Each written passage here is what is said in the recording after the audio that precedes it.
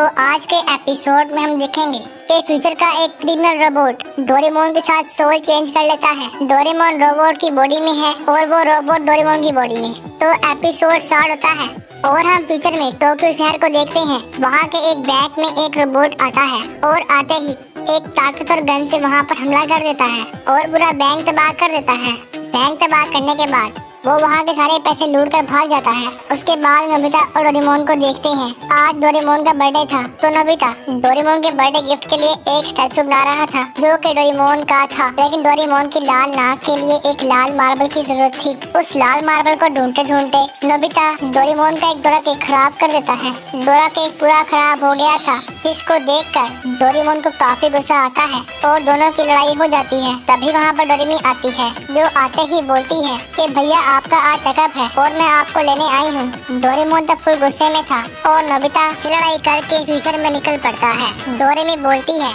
कि वो सब कुछ ठीक कर देगी और डोरेमोन के पीछे फ्यूचर में जाती है। ये दोनों फ्यूचर में आ गए थे जहाँ पर डोरेमी बोलती है नोबिता तुम्हारी बहुत केयर करता है, आपको नोबिता के साथ रहना चाहिए। यही बातें करते करते वो दोनों चेकअप वाली जगह पर आ जाते हैं। डोरेमोन डर जाता है लेकिन डोरेमी डोरेमोन को जबरदस्ती लेकर जाती है।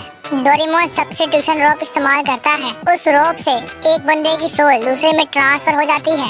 अब डोरेमी डोरेमोन था और डोरेमोन डोरेमी था, लेकिन डोरेमी काफी चालाक थी और वो वापस से सोल चेंज कर लेती है और डोरेमोन को अपने साथ ले जाती है। डोरेमोन का चेकअप स्टार्ट होने वाला था। डोरेमोन बोलता है तुम लोग एक रोबोट को मार रहे हो।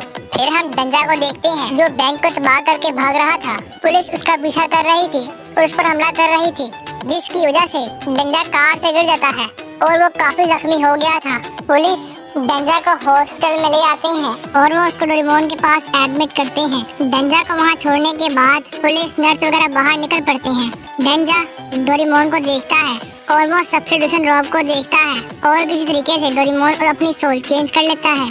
अब डोरेमोन डंजा है और डंजा डोरेमोन। चेकअप के बाद डंजा बाहर आता है जहाँ वो डोरेमी उसका वेट कर रही थी। डंजा बहुत अजीब तरीके से डोरेमी से बात कर रहा था और चेक करता है डोरेमी कौन है। डंजा देखता है डोरेमी उसकी बहन है।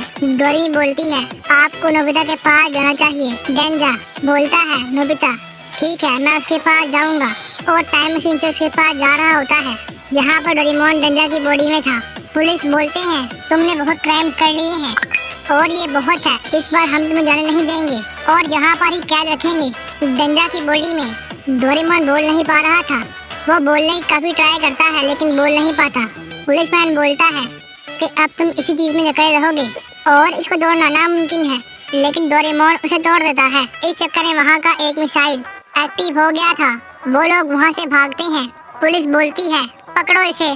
डोरेमोन तो फुल स्पीड में वहाँ से भाग रहा था और भागते भागते वो सिक्योरिटी वाले रूम के अंदर आ गया था जहाँ पर वो देखता है उस रोप से सोल को चेंज किया है और अब वो डोरेमी और नोबिता के साथ है। ये देखकर वो काफी हैरान था। डोरेमोन छुपकर बाहर आ जाता है और डोरामी के घर की तरफ बढ़ता है। शिवाशी डंजा की न्यूज देख रहा था। तभी डोरेमोन वहाँ पर आ जाता है, जिसको देखकर डोरेमी और शिवाशी डर जाते हैं। शिवाशी पुलिस को कॉल कर देता है। पुलिस वहाँ पर आ जाती है। डोरेमोन फिर से भाग जाता है और कूड़े में आकर गिर जाता है। यहाँ पर आने के बाद वो काफी दुखी हो गया था और वो थक भी गया था और बोलता है कि अब कोई फायदा नहीं। तभी उसको टाइम बेल्ट मिलती है जो खराब थी। डोरेमोन उसे ठीक करने की कोशिश करता है। डंजा नोबिता के पास आ गया था। नोबिता घर आते ही डोरेमोन को बहुत डोरा केक देता है। डंजा को मीठी चीजें पसंद ना थी।